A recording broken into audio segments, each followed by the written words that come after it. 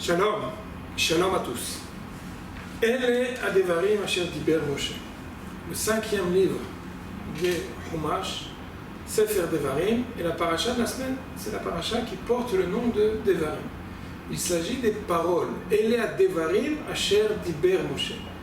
Des recommandations, des paroles que Moshe Rabbeinu adresse aux enfants d'Israël. Et il s'agit vraiment des dernières heures, en réalité, des dernières journées. Tout le livre de Devarim, avec la répétition, c'est un des surnoms justement de ce Chumash, c'est Mishneh Torah. Moshe Rabbeinu va s'efforcer de rappeler au Bnei Israël Mishneh Torah, de répéter l'ensemble de la Torah, de recommander au Bnei Israël d'être fidèle, même s'il ne pourra d'ores et déjà plus les accompagner, puisque, comme et nous avons plusieurs fois d'ailleurs rappelé, et Moshe Rabbeinu ne peut pas rentrer avec eux Beret Israël. Maintenant, je me permets de vous faire, d'attirer votre attention. Il s'agit d'une réprimande, en réalité, pas seulement de recommandations. Au tout début de notre paracha,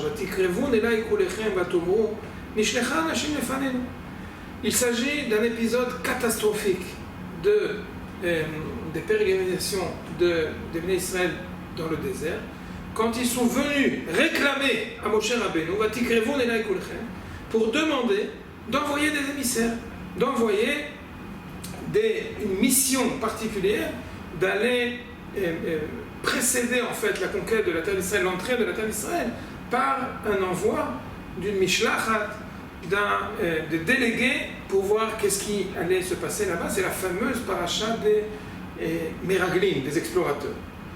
Et Moshe Rabbeinu atteste que c'était une proposition qui lui avait plu. Va'itav be'enai hadavar, va'ekach mikem shneim asar anashim ish echad hashavet. Moshe Rabbeinu, en effet, dit, c'est la chose, va'itav be'enai, la chose m'a plu, va'ekach mikem. J'ai donc décidé de prendre un délégué ish echad hashavet par chaque tribu pour pouvoir préparer cet envoi. Et ensuite, les versets qui suivent nous font tellement soupirer. En réalité, cette expédition va devenir une catastrophe.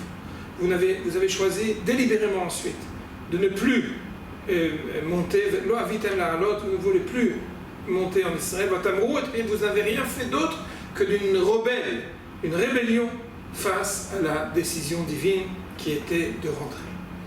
À vrai dire, il y a plusieurs questions, mais c'est peut-être intéressant de dire, si Moshe Rabbeinu sait, on parle maintenant du récapitulatif, il sait parfaitement comment ça s'est fini, alors pourquoi malgré tout il tient à exposer l'idée que la proposition elle-même en tant que telle était parfaitement louable? Il avait accepté à ce moment-là, et dans ces cas-là, il faut savoir, alors qu'est-ce que lui avait accepté, mais que Akadosh Baruch Hu n'avait pas vu du tout d'un même regard, d'une même façon.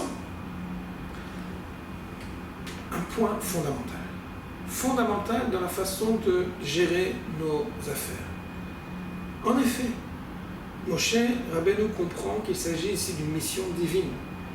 L'ordre de rentrer en Israël, c'est un ordre divin. On aurait parfaitement pu se dire, si c'est comme cela, alors qu'est-ce qu'il y a besoin? Si Akadosh Baruch Hu de toute façon a promis cette terre, et si Akadosh Baruch Hu de toute façon ordonne d'y séjourner, de s'y établir, alors à quoi ça sert d'envoyer des expéditeurs? Oh, Moshe Rabbeinu comprend que l'ordre divin ne peut en aucun cas être à la place, le substitut de la façon raisonnée d'organiser les choses par l'homme. Je veux dire par là que c'est parfaitement louable. Il s'agit de mener une conquête, il s'agit de mener une guerre, et par conséquent, il y a d'abord et avant tout un besoin d'établir des renseignements, de savoir au niveau stratégique, tactique, comment faire pour procéder à cela. Et par conséquent, Moshe Rabbeinu dit, il était parfaitement louable d'établir cela. Mais à vrai dire, ça veut dire quoi? C'est-à-dire que Moshe Rabbeinu comprend qu'une fois rentré en Israël, on ne doit plus compter sur les miracles. On doit nécessairement, une fois, même quand on monte en Israël, pour des raisons et des motivations parfaitement religieuses, parfaitement divines, même l'ordre divin, ça ne suffit pas. Il faut véritablement s'y préparer, il faut réfléchir de quelle façon arriver, de quelle façon se préoccuper des préoccupations éducatives des enfants, du travail, de la location, de l'habitat. Oh, Moshe Rabbeinu comprend que c'était en effet louable. Alors qu'est-ce qui s'est passé? Si c'était cela, qu'est-ce qui s'est passé? En réalité, l'échec était un échec que l'ordre des missions était tout à fait spécifique, mais les explorateurs eux-mêmes, qui étaient tous des dignitaires du peuple d'Israël, ont pris sur eux des prérogatives qui n'étaient pas à eux.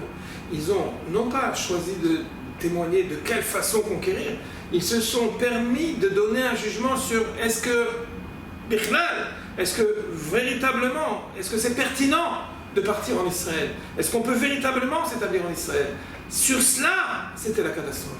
À savoir, l'ordre de partir en Israël n'était en aucun cas un ordre de mission d'étudier cette mission-là face aux explorateurs. Pas du tout.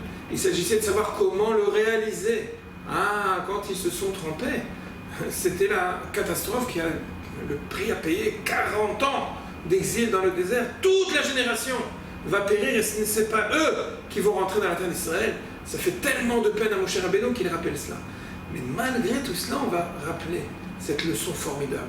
La leçon formidable, c'est de dire, en effet, on a un devoir total de prendre les prérogatives, de prendre toutes les préparations nécessaires à la venue en Israël, mais il faut le faire d'une façon pragmatique. À savoir, on n'a pas à se poser la question, est-ce que oui ou non, c'est Dieu qui demande. Mais de quelle façon réaliser cela? Il faut le faire de façon rationnelle, préparée. Venez tous nous rejoindre. On est ici sous les recommandations de Moshe Rabbeinu. Shabbat Shalom au revoir.